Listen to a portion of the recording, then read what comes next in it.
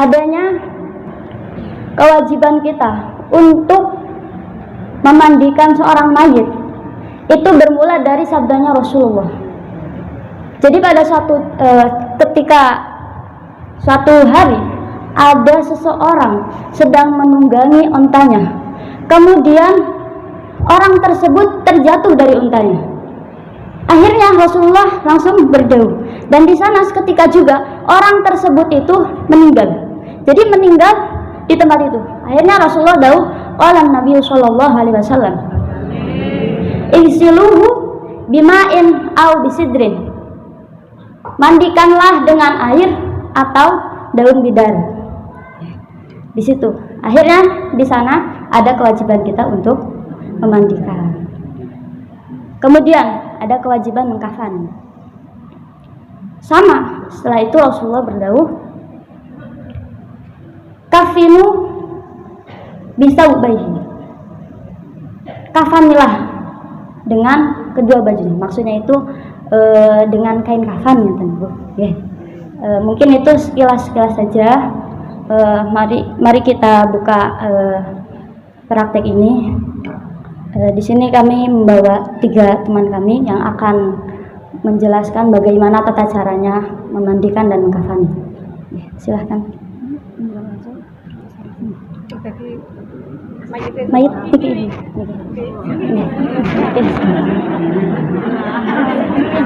Oke.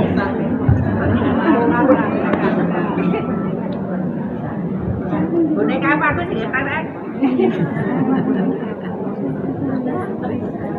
Langsung mandikan.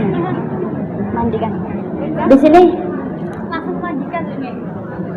Langsung mandikan. Niki ini mulai dari kita dari menjelang ajal Trian mohon gitu. Naza. Menjelang ajal. Menuntun. Di sini ketika ada orang yang sakit, tampak ajalnya akan datang, maka disunahkan bagi kita di sekeliling kita itu untuk melakukan hal-hal sebagaimana berikut. 1, Tete yang bacain. Sini Tete. Berdiri saja nggak apa-apa.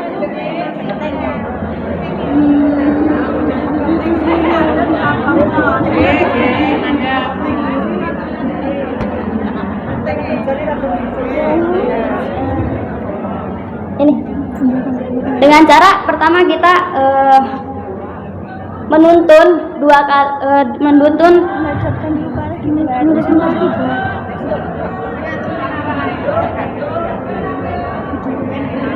jadi mau jadi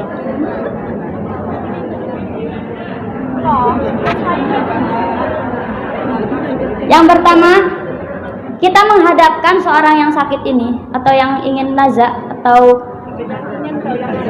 yang naza ini ke hadapan kiblat, mengarahkan ke kiblat. Nggih. Niki saking masih keadaan sakit nggih Ibu. Nah, kemudian akhirnya ke hadapan kiblat, kemudian orang yang di sebelahnya itu membacakan menuntut la ilaha illallah. Ada kiblat. Nah,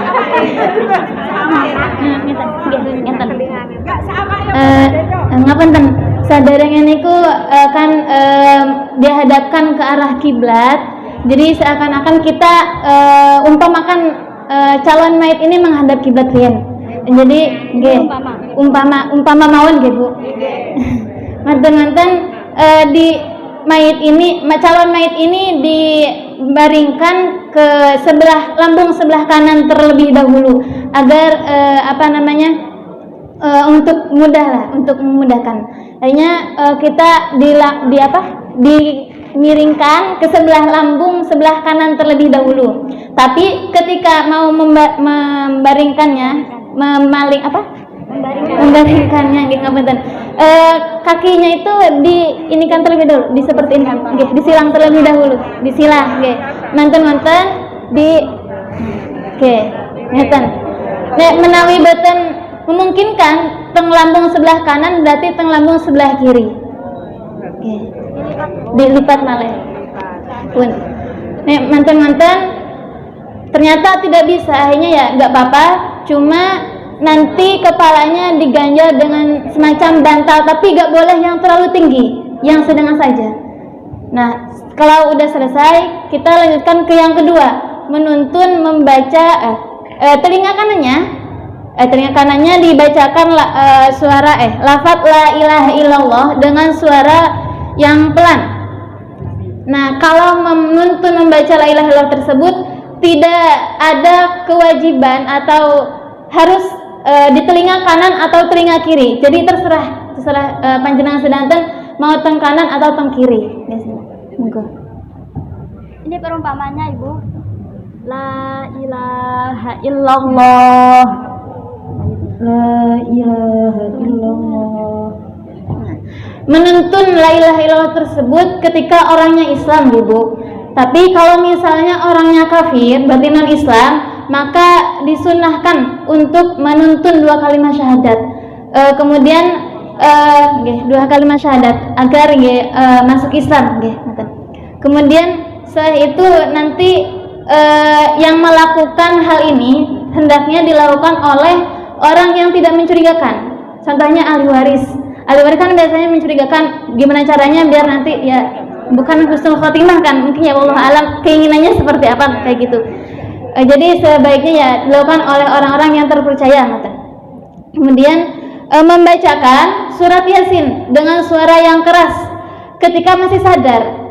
Supaya apa dibacakan surat Yasin? Supaya nanti orang tersebut ingat akan hari kebangkitan dan kematiannya ketika masih sadar, tapi dengan suara yang kencang. Tapi ketika tidak sadar calon mayit tersebut, maka dibacakan surat Ar-Ra'd dengan suara yang pelan untuk mempermudahkan mayit tersebut keluar ruhnya, gitu. Surat Ar-Ra'd, surat Ar-Ra'd niku untuk mempermudah calon mayit dikeluarkan ruhnya. Ini yang contoh ketika orang tersebut masih sadar, maka dibacakan Yasin. Contoh dari salatnya.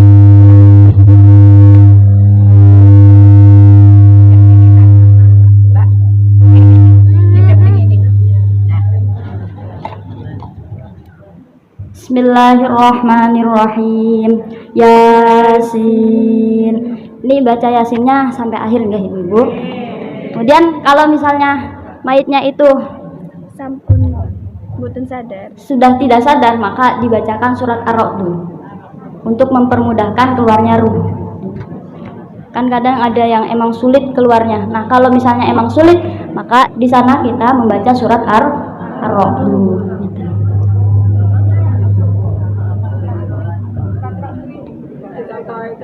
Just pinten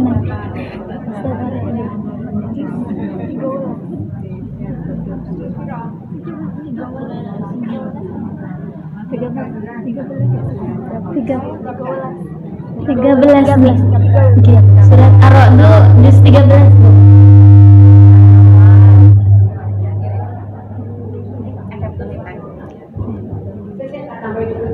Saya tambahkan sedikit nih. Saya itu dapat ijazah ketika Bayi Makhrus wafat. Saya itu pas di sampingnya. Saya dapat ijazah dari mukholimnya teman akrabnya Bayi Makhrus, yaitu Abu Sujak dari Jeporo. Itu ketika membaca surat Ar-Ra'd pada ayat ala bidzikrillahi tatma'innul qulub, itu dibaca 3 kali, terus disebul-sebulkan di telinga kanan. Bayi Makhrus waktu itu sudah nggak sadar. Tapi ketika saya bacakan ala bidzikrillahi tatma'innul qulub 3 kali itu, ininya nyambung dengan saya. Tutupnya ini nyambung, berarti Bayi Makhrus itu paham. Nah, surat Ar-Ra'd itu maksudnya apa? Biar tidak haus. Karena orang mau meninggal dalam keadaan nazar itu kan hausnya manusia. Saya belum pernah merasakan. Tapi dijelaskan di kitab, ya, orang kalau mau nazar dalam keadaan nazar itu memang hausnya Masya Allah. Makanya kita bacakan surat. Nah, ini saya ijazahkan ke jenengan nih. Ajastu, kopiulu, ajastu. Ajastu dengan kopiulu. Ajastu, adalah bismillah kita makin dulu 3 kali, terus disebut-sebutkan di berita. Kemudian memberi minum dengan air putih, bahkan hukumnya wajib ketika ada tanda-tanda meminta minum dari calon mayit. Kenapa kok diberikan minum? Karena nanti akan digunakan oleh setan.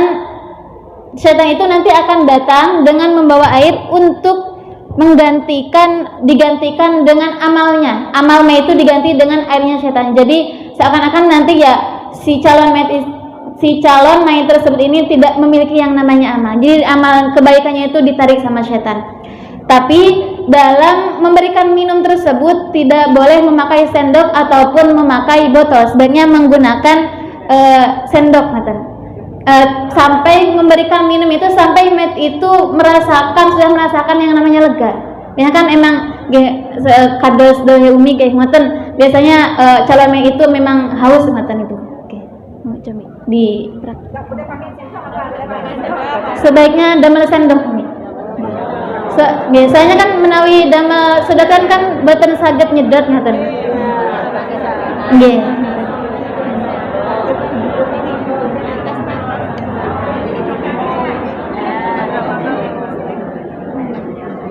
Ya sakedik mawon nggih. Nggih. Nggih. Nah, niku menjelang anjal nggih, Bu. Nggih, paham napa boten Ibu? Nggih.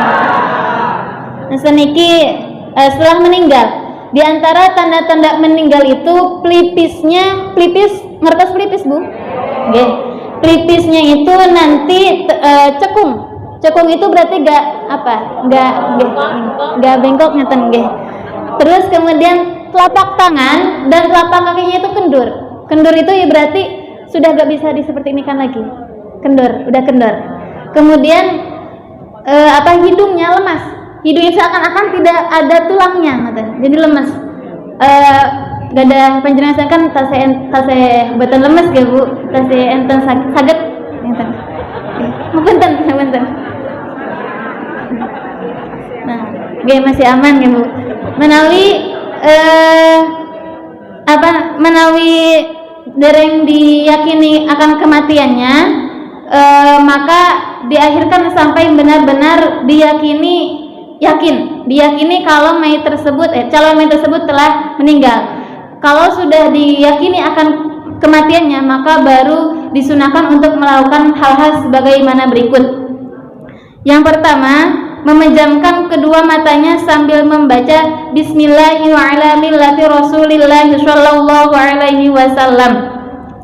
Dan apabila sulit, maka ditarik kedua lengan dan kedua ibu jarinya secara bersamaan. Jadi kalau kedua lengan dan kedua ibu jari ditarik itu ketika memejamkan matanya tidak bisa. Jadi setelah nggak bisa, kemudian menggunakan cara yang kedua. Monggo diperhatikan ini. Nggih. Mata rian. Menutup mata.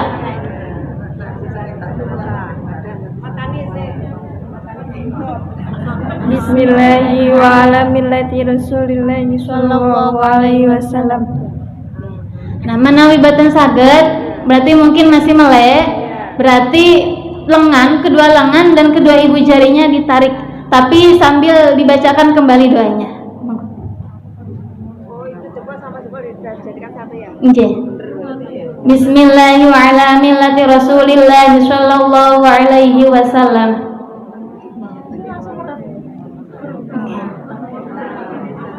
Kemudian yang nomor 2, membaca bismillah ketika mengangkat mayit dan membaca subhanallah la ilaha illallah ketika mengangkatnya ke tempat pemandian. Namun yang ini dilakukan ketika akan memandikan mayit. Jadi boten dipraktekkan saniki. Oke. Nomor 3, mengikat rahangnya dengan kain yang agak lebar ke atas kepala, tujuannya agar mulut mayit tersebut tidak terbuka. tapi mengikatnya itu tidak boleh terlalu keras dan ikatannya harus menggunakan tali yang simpel, tidak boleh tali yang mati. Paham tali simpel Bu? Oke, langsung.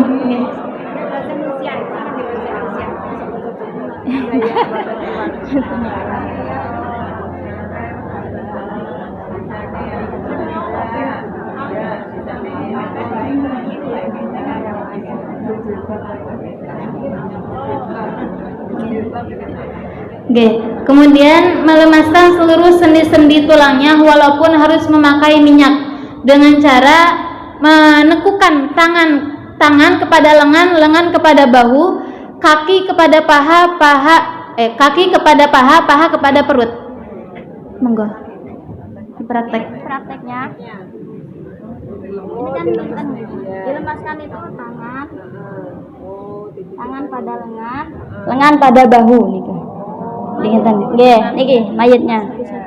Tapi pelan-pelan nggih, Ibu. Harus pelan-pelan soalnya mayit juga masih merasakan yang namanya sakit, agar memudahkan ketika dimandikan. Jadi badannya itu tidak kaku. Nggih, tidak kaku. Nggih. Ngapunten niki kan Niki untuk yang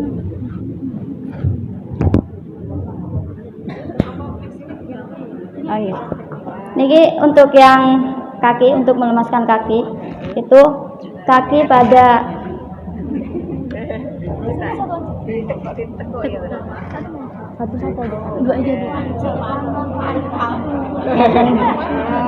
pada paha. Ini oke, satu-satu dulu ya Ibu. Ini kaki pada paha pada perut. Ini pokoknya sampai ke perut Ibu. Jadi prakteknya nanti satu-satu, tangan satu-satu. Misal yang kanan dulu baru yang kiri. Kaki juga sama seperti itu. Nggak boleh langsung secara bersamaan. Kemudian selain persendian, tadi kan yang dilemaskan persendiannya nggih Bu. Tapi nanti juga jari-jari tangan dan jari kaki juga dilemaskan agar tidak kaku juga. Nah kalau misalnya seperti nggak memakai minyak, sudah memungkinkan, sudah dapat dilemaskan, betul apa-apa. Tapi misalnya kalau nggak memungkinkan tanpa minyak, berarti dipakai minyak biar mudah. Kayak orang yang kram itu betul. Ya. Ini tangan guys. Yang ini tangannya itu dilipat seperti ini kan, untuk melemaskan tangan. Pelan-pelan gitu, biar nggak sakit. Kemudian yang selanjutnya, melepaskan semua pakaian yang menempel pada tubuh mayit. Namun sebelum pakaian mayit dilepaskan, terlebih dahulu mayit ditutupi oleh kain yang kedua ujungnya diletakkan di bawah kepala dan di bawah kaki. Dalam melepaskan pakaian itu tidak boleh menyentuh auratnya mayit. Dan kalau misalnya dalam melepaskan pakaian terjadi kesulitan, maka nanti diperbolehkan digunting, tapi harus meminta izin kepada ahli waris. Kalau dari ahli waris diperbolehkan, gak apa-apa digunting, tapi ya sama, tetap harus menjaga auratnya mayit. Ini mau melepas pakaian mayit itu sebelumnya ditutup terlebih dahulu ya. Ini ditutup terlebih dahulu. Karena tidak mungkin dibuka tanpa ada penutup, dikhawatirkan. Kemudian pelepasan bajunya itu masih tetap keadaan seperti ini. Jadi dilepas. Kalau kok misal ternyata kok sulit, maka diperbolehkan untuk digunting, niku. Dengan izin ahli waris. Niki misalnya digunting gak ibu-ibu, sampun niki sampun dibuka, sampun niki. Itu ditutup terus ya. Nggih, harus ditutup. Nggih, kados nggih dawuh Umi tadi ingatan. Ya dalam melepaskan pakaian ataupun dalam mengkafan bahkan memandikan auratnya mayit harus tetap terjaga. Okay. Kemudian diletakkan pada tempat yang agak tinggi tanpa alas agar tidak cepat membusuk. Jadi dimandikannya itu di tempat agak tinggi. Soalnya kalau misalnya dalam memandikan, nanti pas kita memandikan kan airnya itu nanti terciprat Oke, jadi di agak ya seperti inilah contohnya, mungkin bisa seperti ini. Kurang tinggi, kurang tinggi. Kemudian meletakkan benda selain Asmaul Mu'adzam atau Al-Quran di atas perut mayit agar mayit nanti perutnya itu tidak kembung, Bu. Tidak kembung. Meletakkan meletakkan benda selain Asmaul Mu'adzam atau Al-Quran di atas perut mayit. Jadi di sini nanti diletakkan semacam benda yang ukurannya kira-kira 0,5 ons. Jangan yang berat-berat, jangan menggunakan Al-Quran ataupun Asma Mu'adzam. Contohnya misal ya, contohnya Asmaul Husna, Asmaul Husna buatan saged tidak diperbolehkan. Nah nanti ketika benda tadi dikhawatirkan jatuh, maka sebelumnya berarti kita meletakkan kain terlebih dahulu. Jadi sebelum mayit seperti ini diletakkan pengikat di bawah ininya. Jadi sebelumnya itu tangannya sama kakinya apa? Barang iki apa? Barang sakit contohnya apa wis? Contohnya nggih saged handuk. Pokok beratnya itu tidak boleh melebihi 0,5 ons. Jadi yang ringan.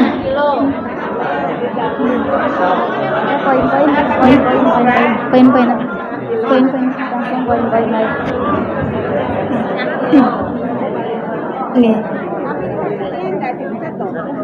Menawi kalau misalnya mengkhawatirkan jatuh nanti bendanya, berarti nanti diikat.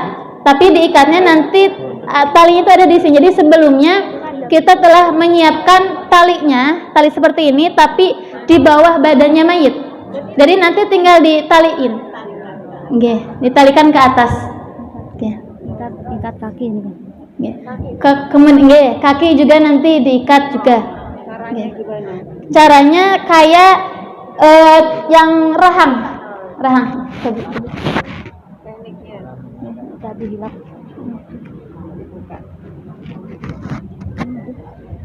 Tapi kalau misalnya dalam menali kaki jempol ini nanti terdapat khilaf. Jadi ada yang perbolehkan, ada yang tidak diperbolehkan kayak gitu.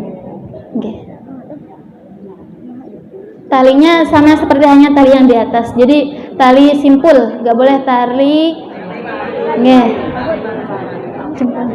jempol.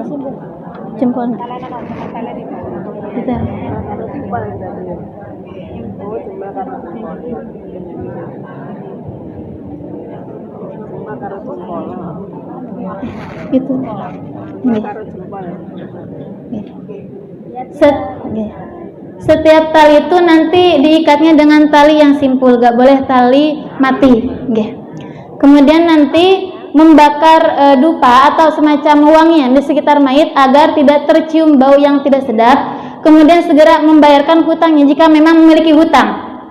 Kemudian memberitakan kematiannya agar banyak orang yang mensolati. Namun di dalam mulai dari membakar dupa ataupun wangian sampai memberitakan kematian, hendaknya dilakukan oleh mahramnya atau kerabat yang paling sayang terhadap mayit, kayak gitu. Jadi misal mungkin bisa bibinya atau bisa anaknya yang menjalankan nomor mulai dari membakar dupa, kemudian membayarkan hutang, kemudian memberitakan kematiannya. Beritakannya masyarakat. Teng masjid nanti yang memberitakan bisa ayahnya mungkin atau pamannya gitu. Yang penting mahramnya gitu. Bakar dupa itu waktu apa? Waktu niki jantan jadi pas udah mau dimandikan, sebelum dimandikan itu nanti dikasih wangian ya, agar biasanya kan mungkin kalau orang yang udah sakit lama kan nanti keluar bau-baunya gitu. Akhirnya agar menghilangkan baunya itu kita membakar dupa. Kalau misalnya nggak punya dupa berarti wangian. Yang penting nanti bisa menghilangkan baunya tersebut. Saniki cara membandikan. Nah tadi dalam membandikan, ketika kita akan mengangkat mayit tadi membaca subhanallah.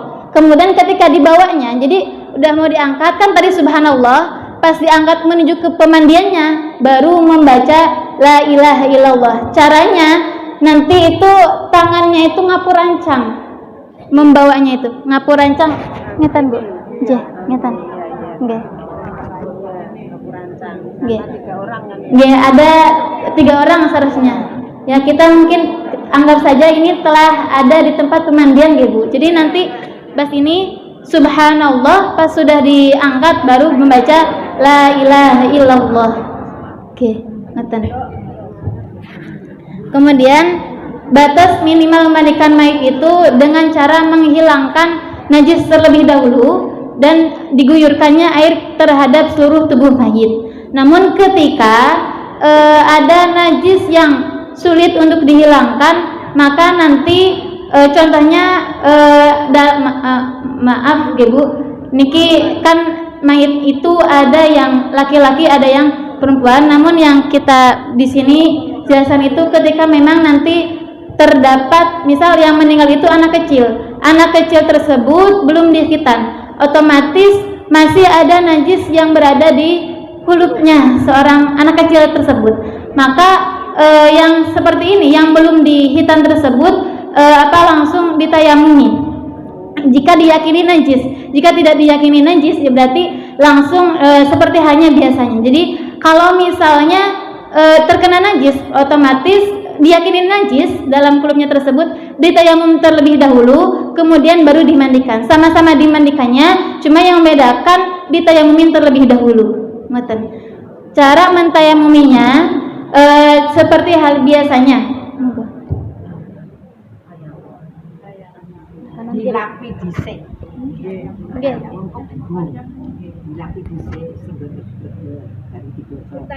Terutama nggih tayamum. Tayamumnya menggunakan debu nggih Ibu? Nah, Kalau kain menggunakan. Ini perumpamaan mawon nggih. Misalnya ini ada debu. Langsung sebelah kanan. Untuk tangan kanan mayit itu menggunakan tangan kiri orang yang mentayamumi. Jadi kalau tangan kirinya mayit berarti menggunakan tangan kanan orang yang mentayamumi di situ. Ini gini. Oh, wajahnya terlebih dahulu nggih. Ini niat mentayamumi itu harus ada di dalam hati sampai tangan orang yang mentayamumi itu menempel pada sebagian wajah. Jadi kalau udah nempel sebagian itu sudah berhenti niatnya tidak apa-apa. Jadi nawai contohnya silakan. Nawai itu tayamum. Bismillahirrahmanirrahim. Nawaitu tayamuma amma tahta khulfatil mayyiti lillahi ta'ala. Nah, ini niat ini harus selalu ada di dalam hatinya orang yang mentayamumi sampai menyentuh sebagian wajahnya. Jadi kalau udah nempel sini mawon, jadi sudah dicukupkan gitu. Meskipun nggak harus sampai wajah semuanya gitu. Kemudian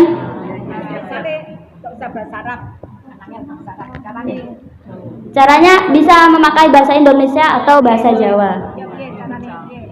Niat saya mentayamumi mayit ini lillahi ta'ala. Kalau pakai Indonesia Bu, saya niat mentayamumi kulfahnya mayit ini kan, nawaitu amma tahta kulfati hadzal mayyiti. Dan jadi bukan hazihi, soalnya mayitnya kan laki-laki, jadi pakainya hadzal mayyiti lillahi ta'ala. Jadi kalau Indonesianya berarti saya niat bertayamum mentayamumi kulfahnya mayit ini karena Allah Ta'ala. Nah, niatnya seperti yang telah dijelaskan tadi, jadi harus ada sampai telapak tangan kita itu menyentuh wajahnya. Kemudian dalam bertayamum tersebut kita harus hati-hati.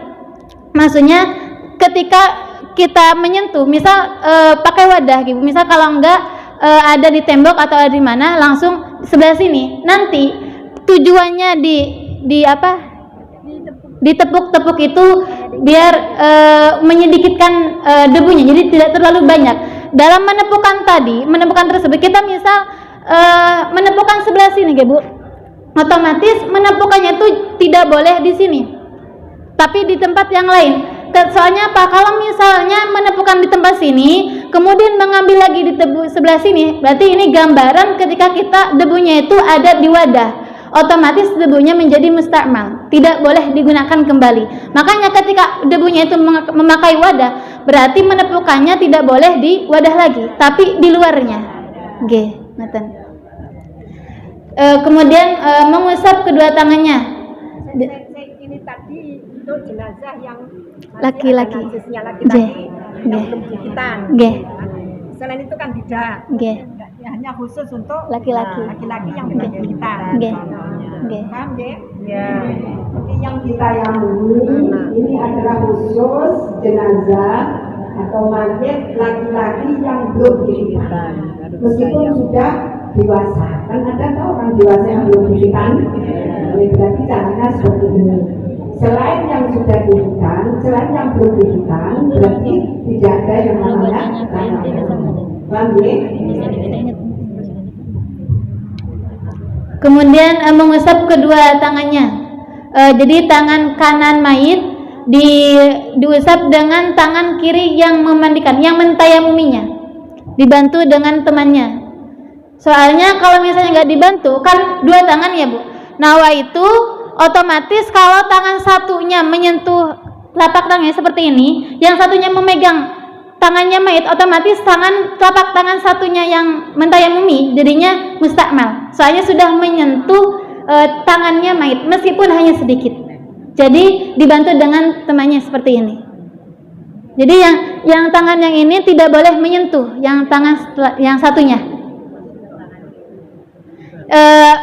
Dalam mentayamumi tangan tersebut, jempolnya itu jangan langsung dipakai untuk mentayamumi. Jempolnya itu digunakan ketika telah diputarkan tangannya. Jadi kan seperti ini, kemudian kayak gini. Setelah itu jempolnya baru dipakai di sini. Paham Ibu? Nah, kalau Jadi seperti ini Ibu. Ini. Jadi jempol ini nggak dipakai ya. Belum dipakai, nanti ke sini turun ke bawah. Ini pakainya yang ini ya Ibu, tangannya. Jari-jarinya. Jari. Ini seperti ini, kemudian ke bawah, kemudian diputar. Setelah di sini, nah seperti ini. sama seperti yang biasanya, cuma yang membedakan itu ada dibantu sama temannya. Kemudian tetap ngapurancang juga Ibu. Monggo. Contohnya ini dipegang, soalnya mayit gak bisa angkat tangan.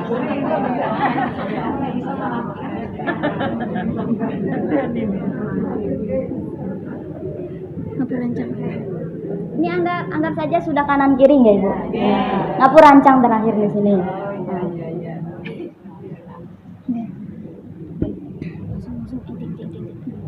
Ini contoh ketika mayitnya laki-laki Bu. Sekarang langsung ke tata cara memandikan. Cara memandikannya itu ketika minimal memandikannya itu dengan sebatas hanya mengalirkan air kepada seluruh tubuh mayit dan menghilangkan najis yang menempel pada tubuhnya. Namun ketika dalam perutnya mayit terdapat kotoran, maka caranya itu nanti bukan ditayamumin, cuma nanti jadi kan dibantu dengan tiga orang, kemudian ada orang yang di kepala mayit, di perut dan di kaki mayit. Ketika ada kotoran yang di perutnya, maka nanti orang yang ada di kepala mayit menyangga kepala mayit dengan ibu jarinya, kemudian kaki dia menyangga tengkuknya mayit menggunakan ibu jari, kemudian nanti kakinya orang yang ada di kepala mayit agak dinaikkan. Coba tiga orang ya?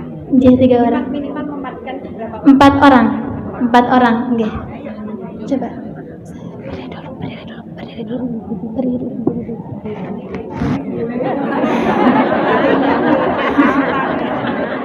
Di sana. Tamal Quran apa boten? Betul. Tamal Quran apa boten? Boten ya.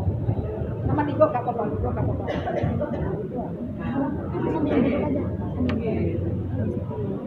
Langsung di kaki.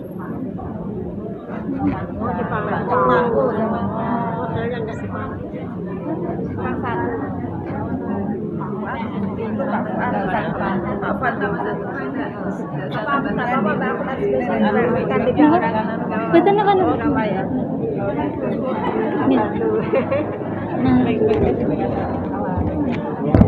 Posisinya memandikan nanti seperti ini, Bu. Nanti pas seperti pas dibawa tadi tetap dipakaikan kain yang biasanya. Jadi harus ininya dari bawah tertutup. Jadi nanti ini praktek ketika dalam perutnya mayit terdapat kotoran, otomatis kan memang terdapat kotoran, Bu. Maka nanti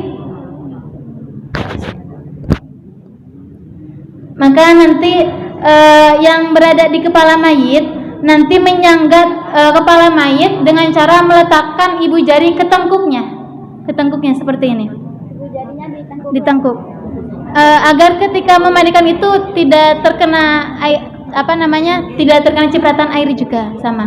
Kemudian nanti kakinya yang ada di kepala mayit juga agak dinaikkan, tapi kaki yang kanan. Ini kaki kanannya aja. Untuk memudahkan juga nanti airnya kotorannya keluar. Kemudian yang di tengah mayit, yang di perutnya mayit nanti menggunakan tangan kiri menekan perut mayit dari atas ke bawah. Dan yang ada di kaki mayit, ketika yang tengah menekan perut sebelah kanan, maka kaki kirinya mayit diangkat. Oke.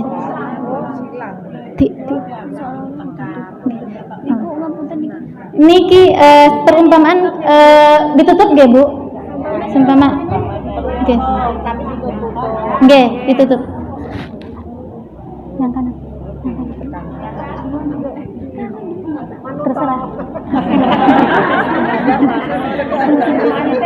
Kanan deh, kamu yang kiri. Kanan. Niki menekan, jadi yang di perut mayit menekan perut sebelah kanan, berarti yang diangkat kaki kiri. Nah, sebelum ini berarti kita harus menyiapkan ember kotorannya di sini, nggih. Kemudian kan yang memandikan ada 4 orang, nggih, Bu. Maka nanti yang satunya itu ketika kotoran keluar langsung dibasuh menggunakan selang enaknya, biar airnya terus menerus, gak terputus-putus sampai baunya itu menghilang, gak bau lah kayak gitu. Nah, jadi kalau yang udah yang ditekan itu perut sebelah kanan, maka yang diangkat kaki sebelah kiri. Ketika yang ditekan perut sebelah kiri, maka yang diangkat kaki kanan. Oke, ngoten. Nggih, silang.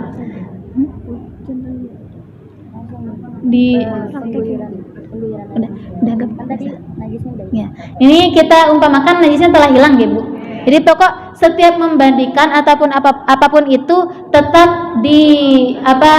dijaga auratnya, nggih, tertutup. Kemudian langsung ke cara memandikan. Cara memandikan itu bisa 7 kali basuhan, bisa 9 kali, bisa 5 kali. 5, 7, 9 tergantung kita menginginkan yang seperti apa. Jadi basuhan yang pertama menggunakan air yang murni, basuhan yang kedua menggunakan air yang dicampur dengan sedikit daun bidara, yang ketiga menggunakan air yang dicampur dengan air barus. Nah, dalam air barus berarti kan urutan yang nomor terakhir. Kalau kita menggunakan 5 kali urutan, berarti yang di 5 nya kita baru niat memandikan mayit. Nawaitul ghusla hadhil mayyitati, ini perempuan, hadhil mayyitati lillahi ta'ala. Berarti saya niat memandikan mayit perempuan ini karena Allah Ta'ala. Caranya yang pertama, ketika menggunakan air yang murni, kita caranya itu ini diarahkan ke panjenengan sedanten, jadi dibulak-balik mandikannya, tapi harus pelan-pelan juga. Oke. Ya, bisa.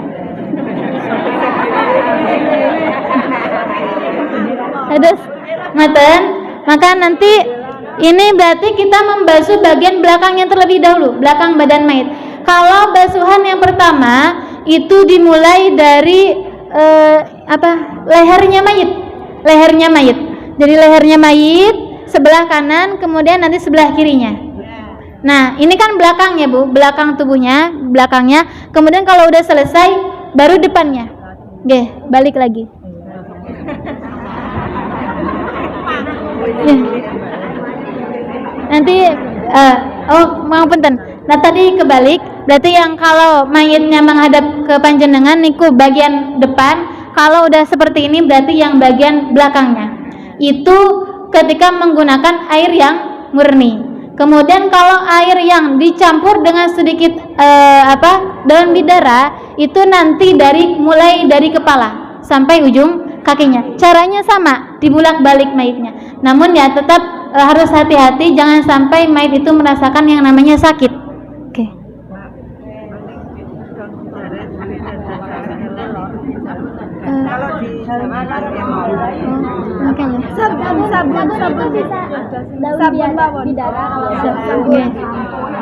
Kalau kena daun bidara kan zaman dulu buatan nggak ada sabun, Bu, nggak ada sabun biar biar wangi lah mayitnya, biar wangi. Sekarang sabun. Jadi berarti bahasan yang pertama air murni Bu, dari leher sampai kaki. Kalau air yang dicampur sedikit daun bidara dari kepala, berarti ini basuhan yang ketiga. Yang kedua, Bu, yang kedua bidara dari kepala, kemudian kembali lagi ke yang air murni. Jadi dari yang ketiga air murni, berarti dari leher sampai kepala lagi, caranya sama. Yang keempat daun bidara lagi. Nah, yang kelima baru menggunakan air yang dicampur dengan kapur barus.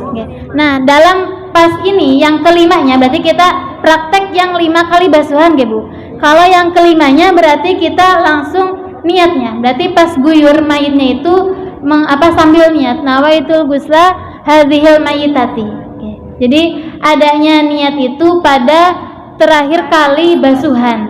Kalau misalnya menggunakan 7 kali basuhan, berarti urutan ke 7. Kalau 9 kali basuhan pada urutan ke 9. Oke, ngoten. Basuhan yang terakhir ya. Berarti basuhan yang terakhir. Itu basuhnya Mbak nyiramnya itu doanya apa? Kita nyiramnya itu doanya apa? Kalau nyiram gimana? Betul. Oh, niatnya.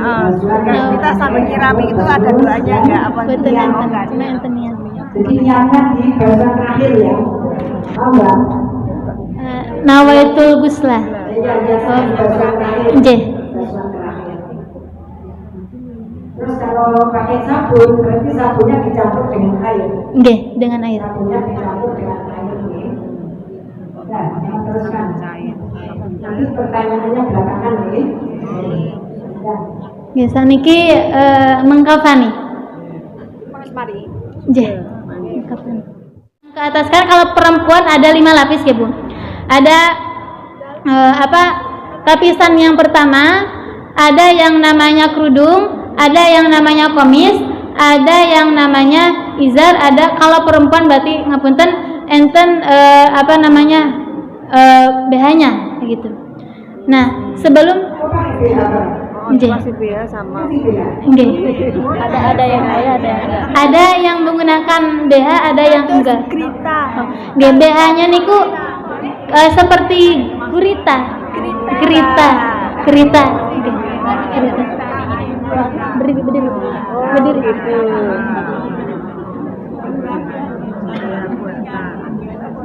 Nah, tapi sebelum yang ini diletakkan, Ibu, sunahnya itu diberikan wangian terlebih dahulu, sunahnya. Oke. Minyak wangi. Oke. Kasih minyak wangi, tapi mereknya jangan Sri. Minyak wangi yang bagus. Ukurannya nggak dikasih tahu nggak ukuran lebarnya berapa. Badan kan sesuai dengan mayat.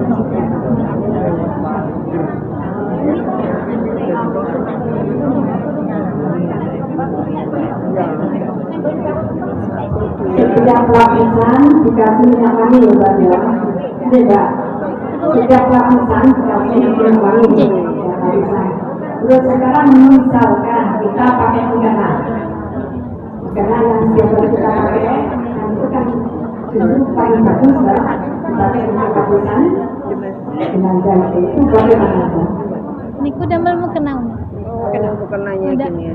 Maksudnya niku lapisan terakhir itu damel mukena berarti dia tahu. Lapisan terakhir pakai mukena. Betul. Kalau tanglet teri. Ya, ya itu yang gabung.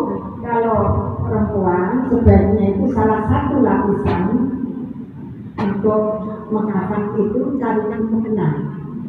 Mukena yang biasa dipakai untuk sholat, tapi jangan yang luar. Itu taruhnya di sebelah mana? Yang terakhir Di paling atas nih. Di paling atas berarti di dalam. Berarti dipakai yang di dalam ini.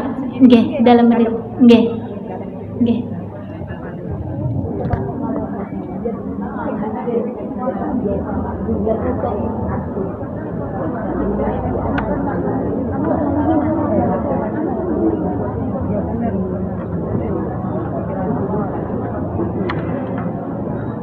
Jadi sebelum lapisan pertama, kedua, dan seterusnya, nanti kita siapkan tali terlebih dahulu. Ada 6 tali. Ada tali yang di atas kepala, di leher, di pinggang, di lutut, di bawah kaki. Namun yang disunahkan yang paling atas, berarti bagian yang kepala itu sunahnya lebih panjang daripada yang kakinya.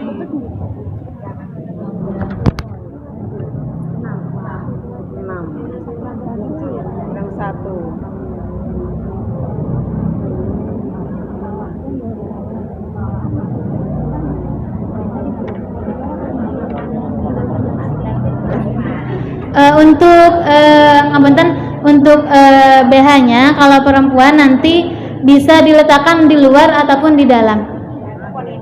BH-nya Umi. Oke.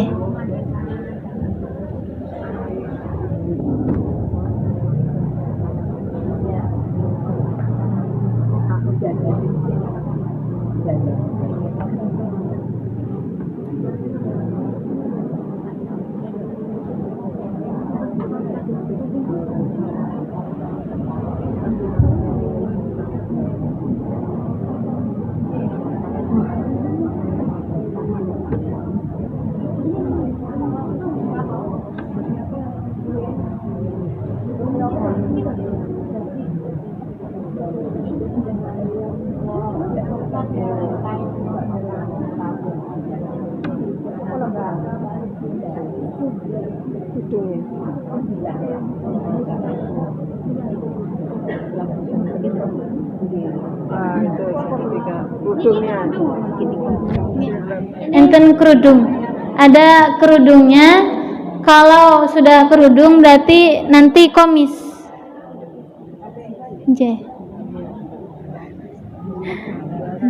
Nih. Komis itu apa? Pengertian komis. Oh, gini modelnya. Ini contoh.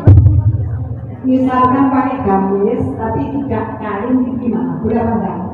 Gamis yang setiap hari kita pakai tapi yang putih. Iya atau tidak? Boleh. Saged nih. Bisa enggak? Nggih. Biasa kita pakai untuk ngaji. Nggih. Bisa enggak? Nggih. Jadi ibu-ibu jadi nggak harus dari kain kapan gamisnya.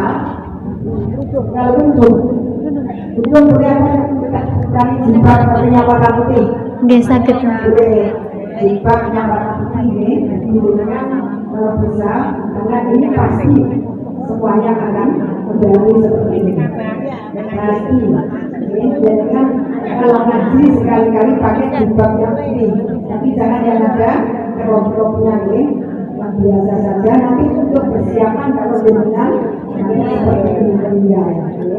Terus gamis juga begitu sekali mana kalau ngaji pakai gamis putih atau dengan sholat pakai gamis putih nanti untuk persiapan kalau dengan sudah seperti ini. Kemudian pasti kita akan seperti ini.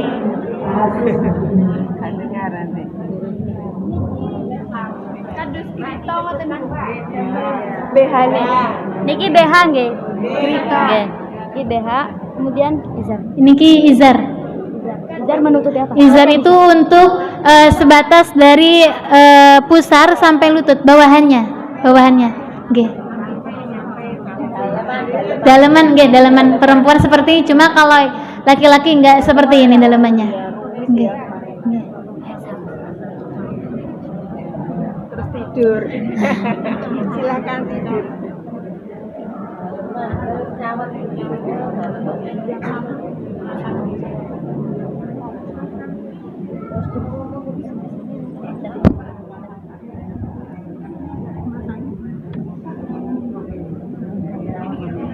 Dalam mengkafani itu diusahakan harus rapi gitu, harus rapi, gak boleh kalau gak sampai rapi. Ya sebaiknya itu ya rapi kayak gitu. Jadi agak nanti agak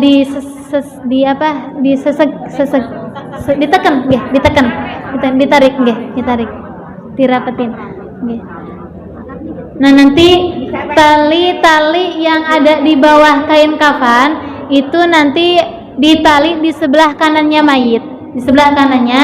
Nah, nanti talinya tetap harus tali simpul. Soalnya apa? Ketika udah ada di liang lahat, nanti semua talinya itu dibuka untuk mempermudahkan, teman-teman.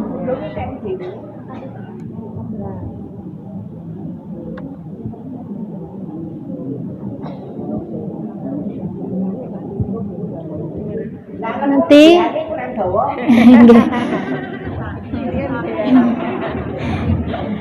nanti tali BH-nya juga sama di sebelah kanan ya Bu, semua tali.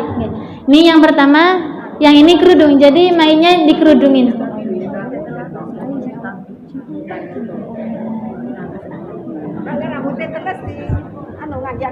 Nggih, damel napa anduk rian. Kalau mau disamponi enggak apa-apa ya. Nggih, boleh. Oh nggih, ngapunten.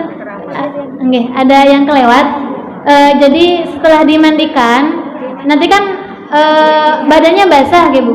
Jadi dihandukin terlebih dahulu. Kalau misalnya rambutnya panjang, kalau perempuan kan yang panjang pendek. Nah, kalau yang panjang nanti disisir terlebih dahulu, kemudian bisa dikepang dengan ganjil, hitungan ganjil.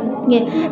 Nggih, dikepang. Cuma dalam menyisir rambut itu harus pelan-pelan, kemudian menggunakan sisir yang renggang, bukan seperti hanya sisir yang kita pakai khusus untuk mayit. Nggih. Kemudian kalau misalnya nanti ada rambut yang rontok, nanti sunahnya itu dikuburkan bersamaan dengan mayit, namun yang paling sunahnya dimasukkan bersamaan kain kafan. Jadi dimasukin di kain kafannya. Oke. Pokok dikuburkan kayak gitu.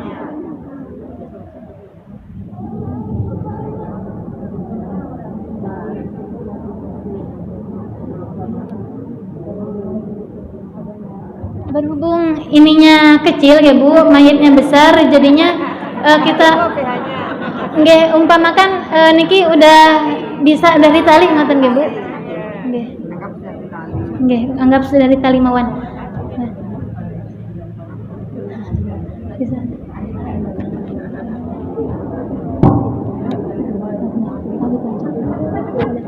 Kemudian diletakkan komis. Jadi komis itu modelnya ada dua Bu. Ada yang seperti ini, ada yang nanti caranya itu jadi yang ini, kalau ini kan ke samping ya Bu.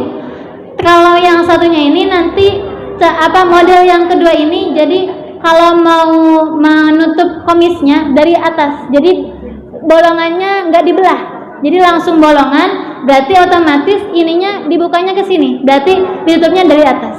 Dia ada dua. Ini juga nanti dirapikan seperti ini Bu. Nah ya kita anggap saja niki nggih sampun ya Bu.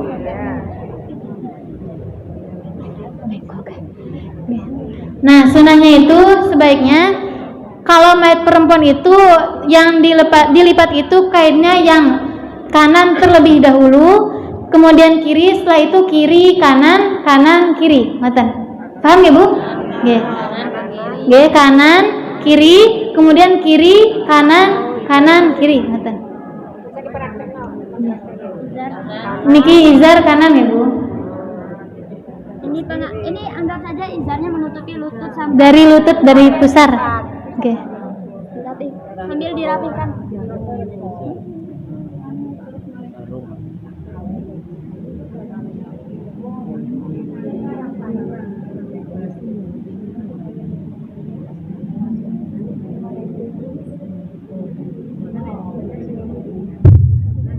Izarnya itu mulai dari lutut sampai Sampai pusar.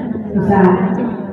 agak besar ya. Jadi nggak seperti ini juga di izarnya mulai dari lutut sampai besar ya.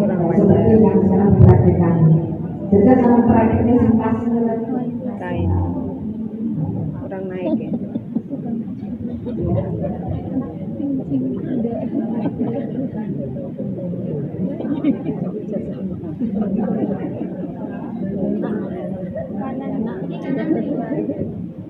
Ini kanan terlebih dahulu. kanan dulu kanan dulu terus baru kiri. Kiri. Heeh. Kemudian sebelah kiri Kiri. sambil dirapikan. Terus Kemudian kiri. tiup. Orang besar Ini ya. harus numpuk dong. Orang besar. Niki ininya kecil Umi. Anak-anak. Kapan Kapan tuh anak-anak. Ini harus numpuk, ini harus langkap.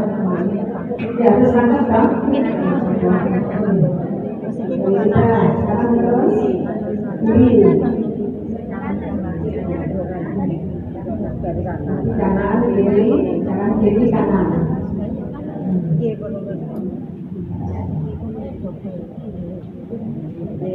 Kemudian dia itu nggak bisa, kemudian. Terus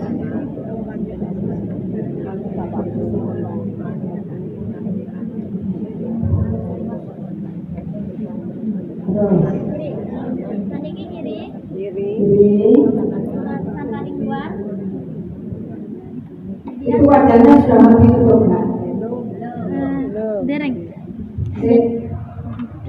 Wajah itu perlu Celaki apa tidak? Kalau mau dicelain juga gak apa-apa, cuma ada yang mengatakan bahkan disunahkan di dahinya itu ditulisi la ilaha illallah, di dadanya ditulisi lafaz Allahumma sholli ala sayyidina Muhammad, tapi menggunakan sesuatu yang tidak membekas. Tangan ya. Oke, dengan tangan. tangan. Oke, dengan tangan. Pakai tangan. Allah. Dikasih apa tidak? Sunatnya dibedai apa tidak? Pakai bedak apa tidak? Hah? Sunat didandani, dibedai. Bisa tapi jangan seperti hanya kayak ini. Kayak orang itu tipis saja Bu ya. Terus pakai bedak apa? Pakai bedak apa? Bedak FIFA. Pakai ini apa tidak? Sebelumnya bedak itu apa namanya? Oh, bedak tabur Bu ya, pakai bedak tabur. Terus di dahinya ini ditulisi pakai tangan saja nggih. Jangan pakai minyak wangi ya. Saya dulu pernah pakai minyak wangi sama Buya, bahasa ditegur nggak boleh karena nanti akan membekas ya. Pakai la ilaha illallah ini. Terus di dadanya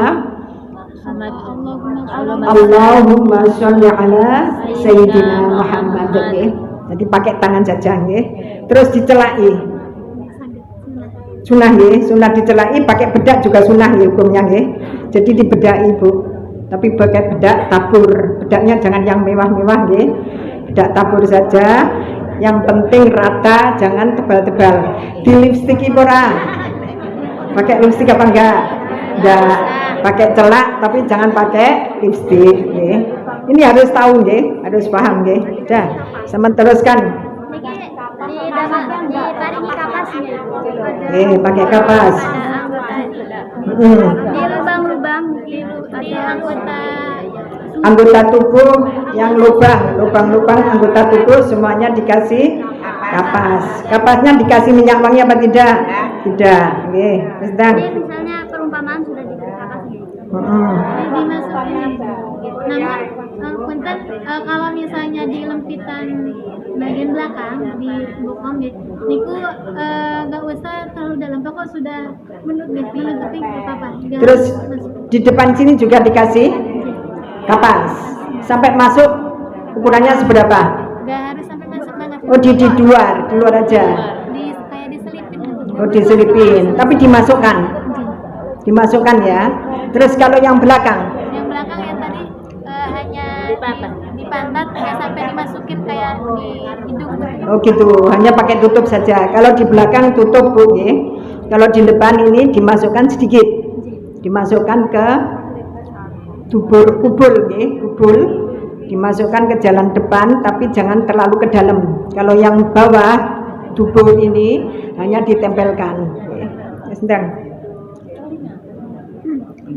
Semuanya dikasih ya, telinga, jari-jari, ya. Jari-jari. Anggota sujud Bu. Jadi anggota sujud harus dikasih kapas. Oh, kalau misalkan ada luka, lukanya ditutup dengan kapas. Nanti diulangi lagi pakai anu aja ya, nah, pakai proyektor aja, ya, pakai proyektor. Di talinya sebelah kanan, tapi sebelum ditali pada ujungnya ditarik terlebih dahulu.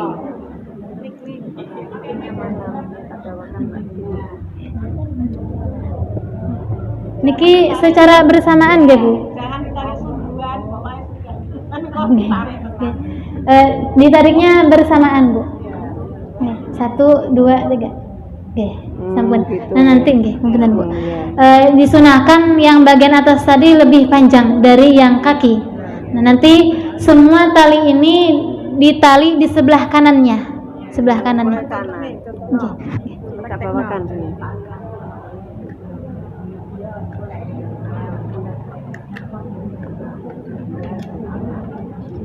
Oh, ini bawahnya. Ini bawahnya. Niki bawah kaki.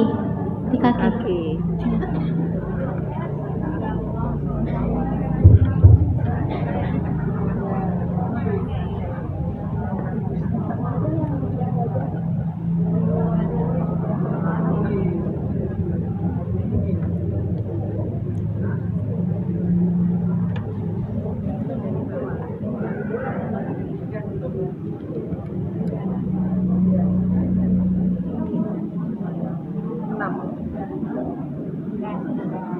Bahu.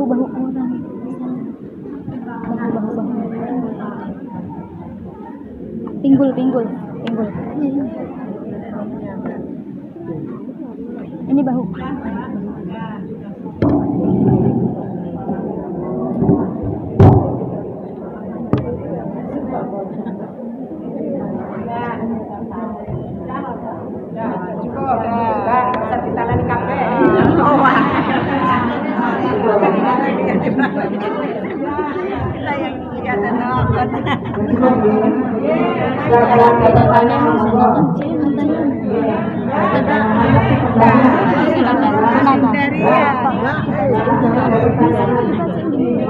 Itu semua atau boleh?